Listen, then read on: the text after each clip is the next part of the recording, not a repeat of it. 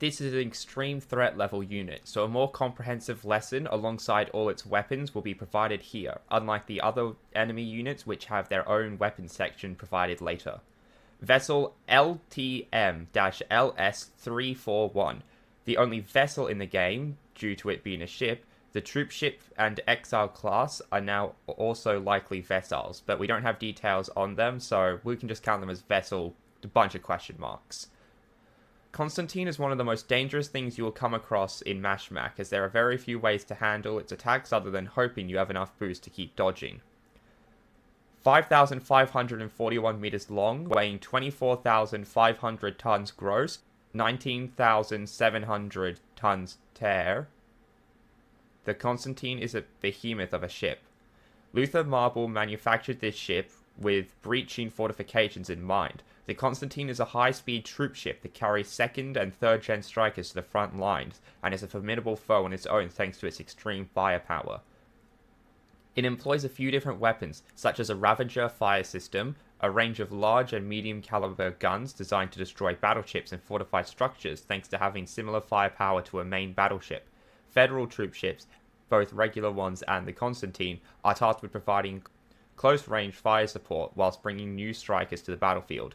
While regular troop ships have these, it is significantly more powerful on the Constantine. Its large body meaning there is more room for guns.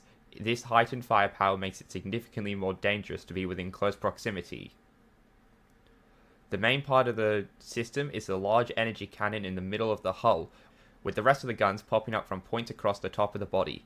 Keeping your distance isn't a choice either. On the outer edges along the Constantine hulls are Yutsarus, who will keep you from even thinking of keeping distance in order to survive. You can find 2 of them that I can see from my fights with it, one on each of the wings protruding from the hull. I don't know how many there are or their precise locations, but don't worry, they have a tendency to make themselves known. Furthermore, it has the Diplomat Interception System, a multi-layered defense system that the Federation equips their naval and air fleets. It is comprised of close-in missiles and medium to small caliber autocannons.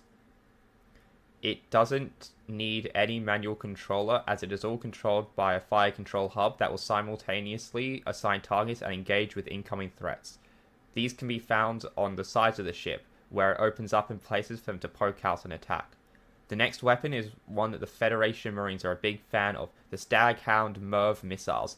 It is one of the primary missiles used, though it is often left without its warheads, as it is good for carrying missiles to the front lines if an urgent request for supplies is made. Those detached warheads can be used in the Army's modular launchers, offering great versatility. These launchers seem to be the same type as the one used in missile launchers found around MechaBreak. Much like other missile launchers, the main strategy will be to just dodge left and right in good timing. And finally, our old friend, the Ammo Light Missile. From the nubs along the hull, little yellow parts on the grey parts, each square opens up to let out a flurry of missiles. As always, Gatling guns and dodging left, right, up or down will let you weave through the missiles. You are able to destroy most weapons on the Constantine. Each time you destroy it, it becomes slightly more vulnerable. You can destroy the Ravager fire system's main cannon and the Staghound MIRV missiles at any point, since they are out the entire time during the fight. All the other cannons go in and out of the body, so your opportunities to break them are when you are dodging around their fire. Once enough time has passed, the Constantine will release a Shikra to help defend it, which makes sense given that it is a troop ship. Once everything that is a part of the ship is destroyed, the Yutsarus and 3rd gens will fall too, as the Constantine enters its 2nd phase. If the Shikras die like this, they cannot be looted, so make sure your teammates don't get in the way of gaining resources by killing the first phase too fast. The 2nd phase is when the disco ball turns off and it's time for a slow dance. This form has very little information currently known. This form takes the bridge as its own fighting unit when the rest of the body is too damaged to be functional. It takes flight and uses claws, missiles, beam lasers, and drones. The drones will fly around and do small attacks much like Hurricane's drones, but these ones can be attacked. Destroying them before they do anything is the best option. Its claws are on its side. When they charge energy, they can do one of 2 things.